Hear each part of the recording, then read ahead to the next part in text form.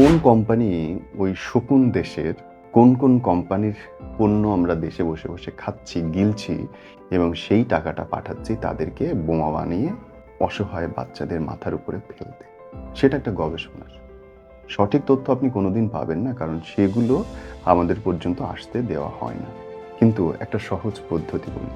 বিদেশি A to Z সবাইকে যদি আপনি বন্ধ করে দেন, দেশি A to Z সবাইকে যদি আপনি রিপ্লেস করেন, তাহলে দেখবেন আপনার টাকায় অন্তত খারাপ কিছু হচ্ছে না দুনিয়াতে। নিজের মনের কাছে সন্তুষ্ট থাকবেন।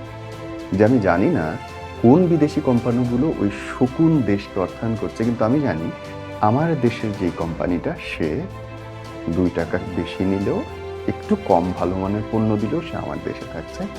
সে একটা মুসলিম কমিউনিটিকে সাপোর্ট করে, আমার জাতীয়তাবোধকে ধারণ করে, আমার দেশের মানুষ সেখানে কাজ করে থাকে। মোটা দাগে জাস্ট নিজের দেশের প্রোডাক্টটা ব্যবহার।